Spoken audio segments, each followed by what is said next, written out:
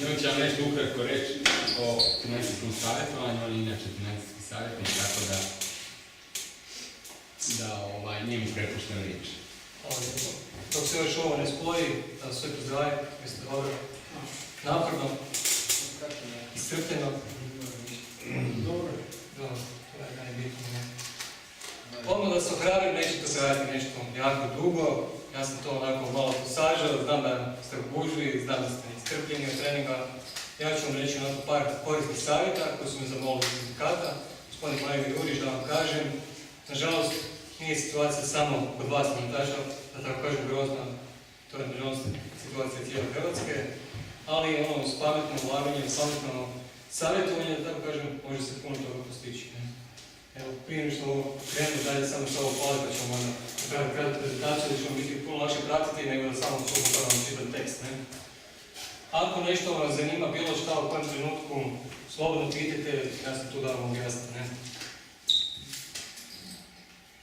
Barem je tako izjavio da je nogomet njegov život i uglavnom on njega doživljava kao posao, nego kao hobi.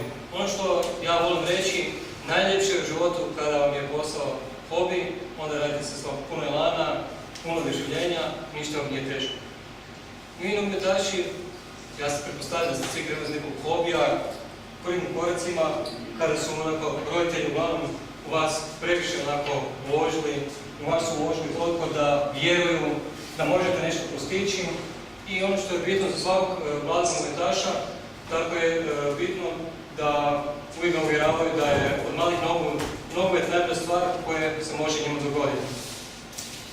Ova prva faza vam uglavnom govori o tome da roditelji, kad se vi rodite, žele od vas nešto napraviti, a nogomet je nekako izgled. Roditelji vjeruju naravno da će svako od vas postati super zvijezda.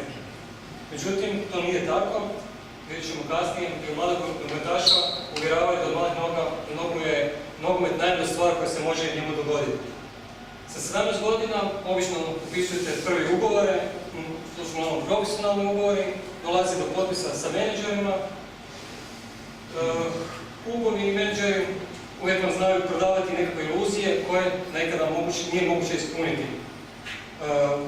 Mladi roditelji uvijek imaju puno, da tako kažem, vjere u vas i žele u vas uložiti maksimalno svoju ljubav, ali da li nekada će do toga doći, to je sad pitanje, kao o tome ovisi puno toga.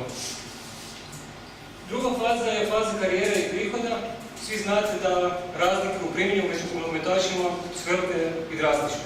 Nije isto da li neko igra za prvu ligu, neko igra u nekoj drugoj lizi i time se financije naravno i razlikuju po primanjima. Samo najbolji nogometaši na svijetu zarađuju po nekoliko milijuna. Velika većina nogometaša ima svoje menadžere koji pomažu da zarade novac, međutim najveći problem je u tome kako zadržati taj novac. Zato što menadžeri su uz vas samo dok vam ide dobro. Kada vam ide loše, onda svi okreću leđa, nismo uz nas i tako dalje. Da li ste znali da samo 10% nogometaša, ne samo u Hrvatskoj, nego u cijelom svijetu, ima svoje savjetnike u financijama koji mu pomažu da očuvaju taj novac? Zašto je to bitno? Sve je lijepo dok se kreće karijera, dok ima primanja, ali jednog dana kada padnu ta primanja, kada više ne bude, onda postoje problemi.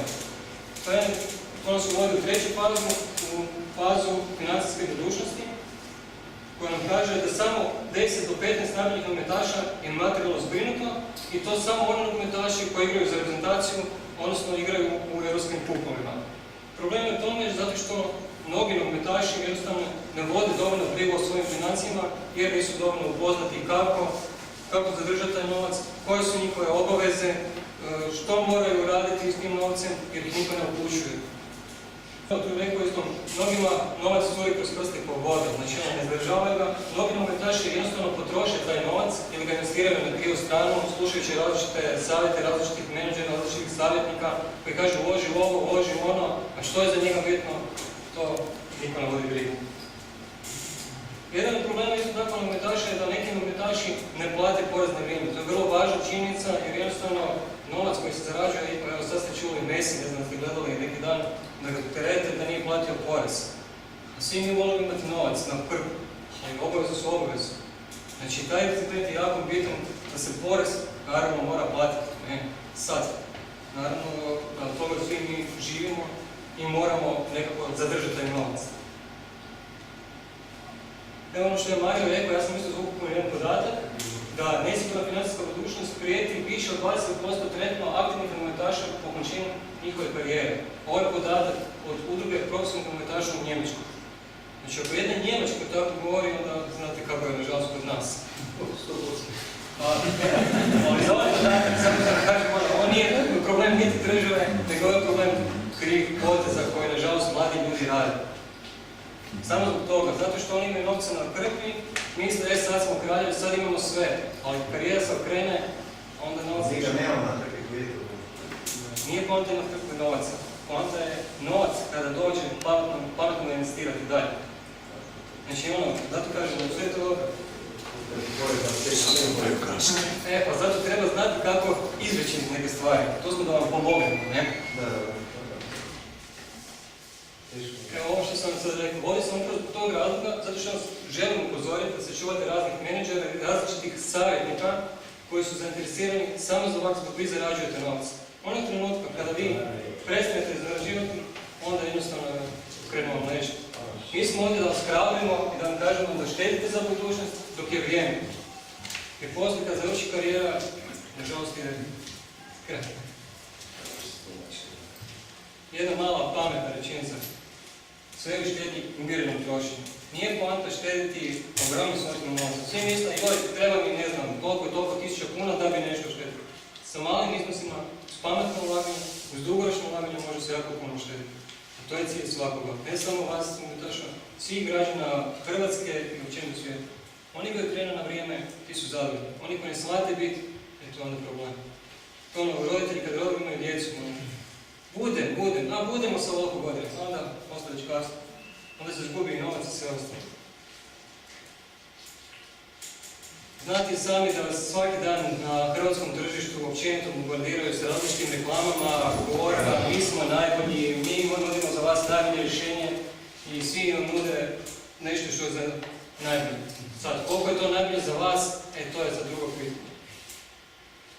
Kompletno financijsko tržište sastoji se od banaka, osiguravajućih društava, stambenih štedionica, leasing kuća, mirovinskih fondova, investicijskih fondova. Ovo samo govorim, samo da shvatite sliku što sve obuhvaća financijsko tržište i što sve obuhvaća. Da svi ovi vas bombardiraju i vuku za rukav, mi smo najbolji. Naravno, ne mogu najbolji. Ne, slobodno pitajte, ne znam. Poslije. Možemo napisati. Ono što mi svi želimo maksimalnu korist, uz državnu garanciju. A znate li vi nekoga ko bi se brinuo o vama, da bi pronašao sva ta najbolja rješenja? Da li ima to neko na hrvatskom tržištu ko bi vam rekao, ovo je za vas najbolje, poskrojeno po vašoj mjeri? Upravo zbog toga sam ja tu, sa strane OFB-a, Alt Financija. On je prvi uočio da se sve financije stavi pod jedan krov, odnosno da za vas se traži najbolje rješenje. Znači da se traži rješenja na području financija koje su individualno za svakog od vas. Znači mi ne gledamo interes nikoga, mi gledamo isključivo interes vas, da vama pomognemo, da vama uštedimo, da vama savjetujemo kako s novcem, kako porez, kako ostalo s vam pitanje riješiti. Ono što sam rekao, znači naš stručni odjel u kojem rade stručnjaci za financije, gospodarstvo i porezna pitanja promatraju to kompletno financijsko tržište i čine ga transparentnim. Drugim rečima, čine ga dostupnim za vas, da vam bude sve jasno i da vam bude sve pregledno. Znate, kad dođete u banku pa vam govore nekakve stvari koje, o čemu on priča, a je, on to jasno je, onda se potpiše, onda povrat piše, nema. Mi tu vama kažemo onako kako treba biti, da ne možete to shvatiti. Na taj način dobivamo kontinuirano uvijek najnovije informacije, gledamo kompletno financijsko tržište i kako bih mogli proslijediti vama, odnosno našim klijentima. I za vas pronaći najbolje rješenje. Samo malo kratki pregled, osnovali smo 70. u Njemačkoj, od 1999. smo u Hrvatskoj. 2006. odlazili OFB na francusku burzu, što znači da ima dionice. Dionice jako dobro kotiraju, nijedna još do sada nije prodana, onda vam to sve nešto govori koliko vrijede. Koliko dođe? Molim? Koliko dođe? Sad to. Poslovna tajna. Ono što nas čini nešto volimo se hvaliti da izdvajamo i za donacije. Ne znam da ste znali. Hoćete staviti u sindikatu ili? Molim? Hoćete sindikatu ili? Jedan naš dragi partner i s njim ćemo uvijek dobro sređivati. Mislim, doniram, ne su reći. Donirat ćemo, nije problem. To ćemo posle bar i ja. Svećemo da... Ne znam da li se sjećate svjetskog prvenstva u rukometu 2009. kada je bilo u Hrvatskoj, OPB je bio glavni partner, odnosno glavni sponsor. Kako mi radimo, znači mi smo potpuno neovisni, znači mi ne progovaramo niti jednu financijsku instituciju, znači mi ne gledamo niti jedne banke, niti jedne gospodarskog društva, niti jednog financijskog fonda, mi gledamo isključivo vašu korist i vaš interes. Ono što sam ovo prije rekao, znači gledamo interes klijenta, gdje je za njega najpovoljnije rješenje. Glavni cilj je cjelovito financijsko savjetovanje u modelu All Finance. To što znači sve financije pod jednim krovom. Koliko vam bi trebalo vremena da odete u banku, pa odete u osiguravajuće društvo, pa u mirovinski fond, pa čekate tamo tako. Unamljate sve to u jednom, mi vam tu pružimo tu uslugu da možete kod nas sve to riješiti u najkraćem mogućem roku, po najpovoljnijim uvjetima. Da, ima kasko osiguranje koji plaća jako puno, iznos preko 10.000 kuna, u PIN. Dobar auto, za njega treba dobar i kasko. Kriza je, zovem, brat, neko čuje, nema se ljutiti, ali moram tražiti jeftinije rješenja od tebe. Ok, nema problema. Pitao, nazvao je toj kuću, dali su mu 1000 kuna jeftinije. 1000 kuna, super, fenomenalno, može. Ja ga pitam što si dobio u tom pokrižu, da vidim, daj mi pošalj. On mi pokaže, rekao, gledaj, ovo što si ti dobio ponudu, ti ćeš dobiti 20% nižu premiju kada treba da bude isplaćena ta svota. Ako imate sudar, nekom sudari, 20% niže. Umjesto 1000, a 800 kuna. Ako ti to zadovoljava, super. Drugo, ti putuješ po cijelom svijetu, imaš samo ovo u sklopu Hrvatske. Pa nisam ja to znao. Ok, ajde pitaj koliko te dođe s tim da bude kako treba. 12.500 kuna. Ja kažem, gledaj, ja sam ti našao za 8.300. Kako? To je pregovaranje, tu nemamo moć. Mi smo tu da za vas radimo dobre uštede. To ljudi ne shvaćaju. Svi ne gledaju kroz, aha, nogometaš, taj ima para, taj će mi dati novce, taj će mi ovo. A niko ne gleda, taj nogometaš možda 6 mjeseci nije dobro primjer.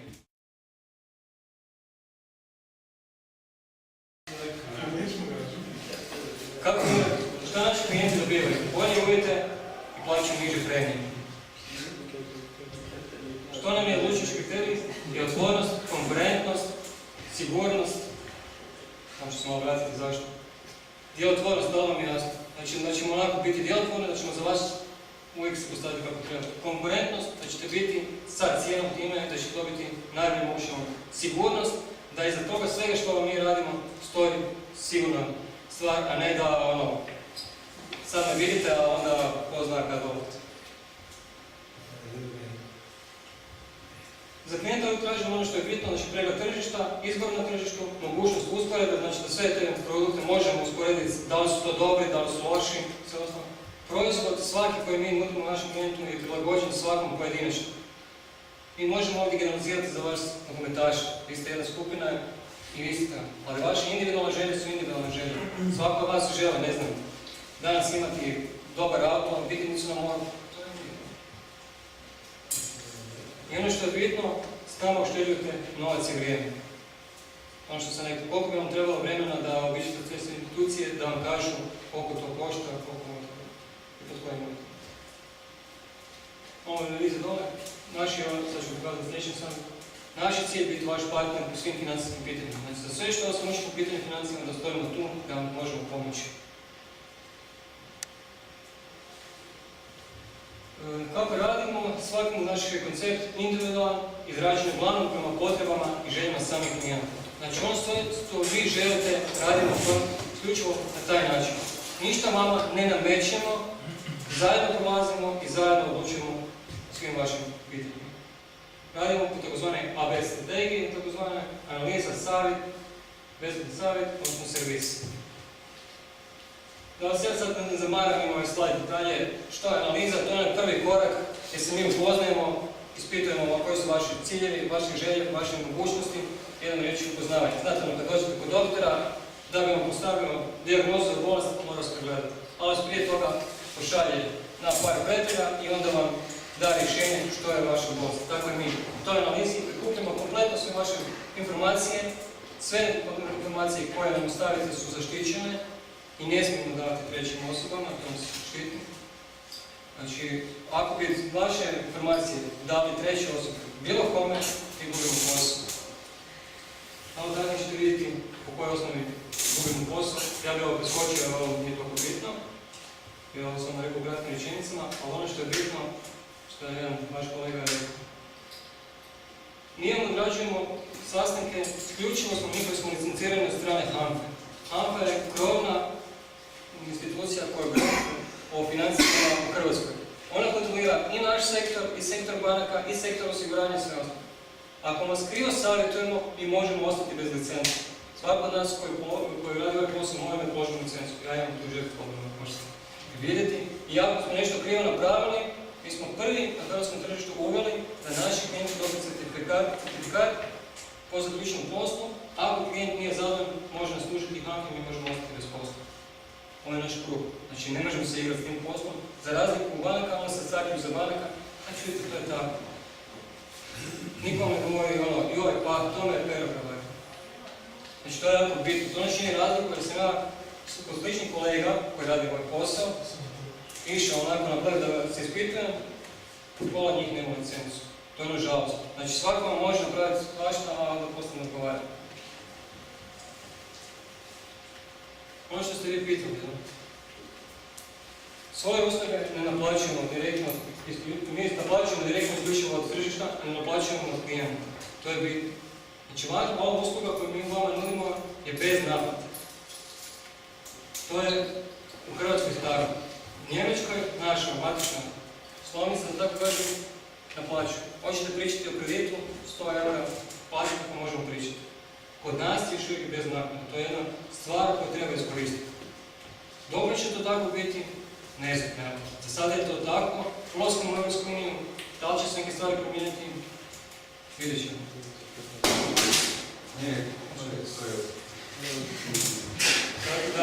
Evo, za mene je stalo koliko vaša usluga košta. Ne košta ništa. Zato što se mi naplaćujemo na tržištu. Evo, kratko, jednostavno, na primjerima... Imaju pitanja, sve vam radimo besplatno, neko od vas se ne mogu točno sjetiti koja je pitao da je u Splitu, jel? Dobro. Ako vam ne biti teško, samo kada svojeg imena prezimena, samo napišite odakle, samo vam čisto nema problema.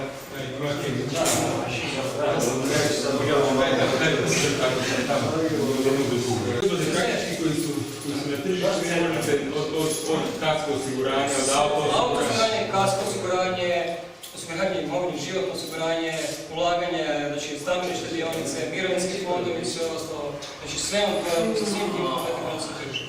Ja ću se samo nadovezati, samo ne radimo sa svima. Nemojte shvatiti da radimo sa svim bankama i sa svim osiguračnim društvima. Zašto? Zato što radimo samo ono koji su kvalitetni, koji su za naše klijente dobri. Ja ne bih sad htio govoriti o imenima, jer nije će biti, uglavnom su oni broj jedan brend. Imena nisu bitne, bitno je da to iz njih nešto stoji. I to je ono najbolja stvar. Svi oni se hvale, svi su oni dobri sa tim i tim, ali kad treba nešto klijentu isplatiti, onda se svi skrivaju. A joj, nisam mislio ovako, nisam mislio ovako. Imao sam jedan par slučajeva gdje ljudi su zbog 50 kuna otišli negdje dalje, ali onda poslije, joj čuj Bojane, imaš li veze tamo? Nema. Pa ti si u tom, a jesam, u tom sam tako, ali ne mogu ja utjecati na tvoj isplatu. Da si tvoj klijent, može sve. Evo, na primjer, jedan primjer moj. Ja sam žutak primjer, bio sam profesionalni nogometaš i osigurao sam se od profesionalne ozljede. Bila mi je premija, godišnje sam plaćao 300 €. I onda sam se ozlijedio, isto tako imao osiguranje. Došao sam sad kako tražio sam da mi se da naknada za tu operaciju, koljena i to sve. Onda su oni našli nešto sitnim stolima dole, nešto su se izvukli, tako da praktički nisam mogao ništa napraviti.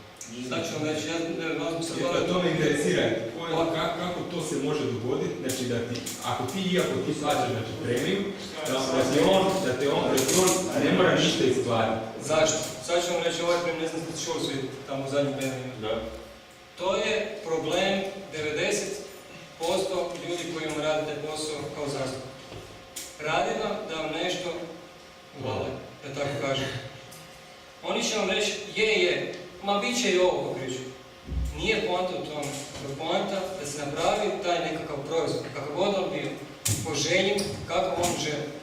Ljudi koji rade osiguranje, ja sam bio nekad osiguranje kad sam prešao ovdje, boje se zbog premije.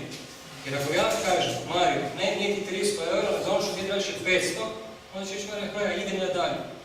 Ali ako ja, Mario, objasnim, gledaj Mario, ti za 500 eura dobivaš sve, pokriven si 24 sata u cijelom svijetu, ne samo u Hrvatskoj. Imaš ovo, imaš ono, za svaki lom postoji, za svaku tešku bolest, ti će biti u pokriću.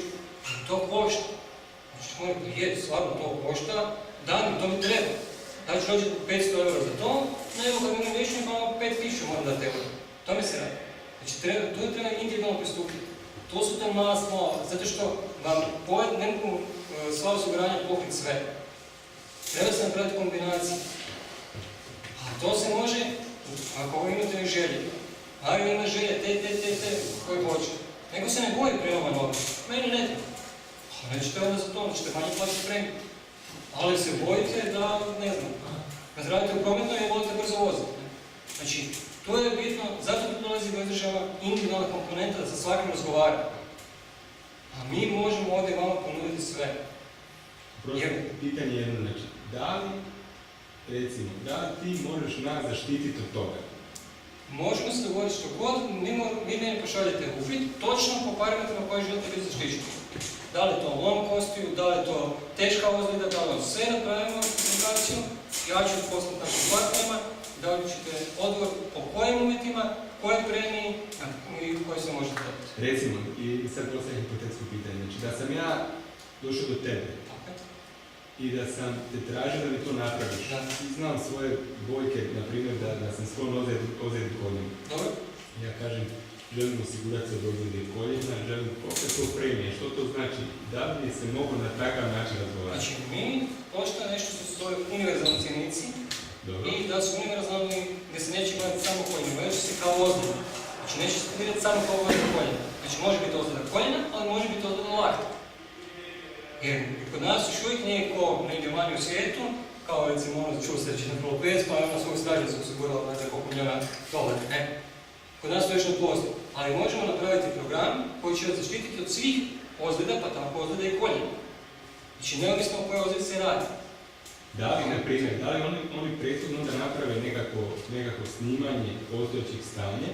Vidi se, pošto je ovo malo specifična situacija, vjerojatno će tražiti liječnički pregled. Jer vi ste malo rizični po tom pitanju i oni se žele zaštititi. Naravno, neko mi je oslonjeno koljeno i onda sad da govorim kod mene, ne znam, policu od nezgode i onda 2 dana ću i bojne, slonio sam koljeno, a već to muče 2 mjeseca. Znači morat će se nešto, to ovisi od partnera do partnera. Ako neki partner vjeruju da se ne mora, ali pretpostavljam, pošto je ovo vaša bračna montaža, mogu li se... Ako imaš vezu u sve. Do ulaska u Europsku uniju. A onda kad dođemo u Europsku uniju, onda će biti tužba. Ali ne tu nego u Europskom sudu u Strasbourgu i tako dalje.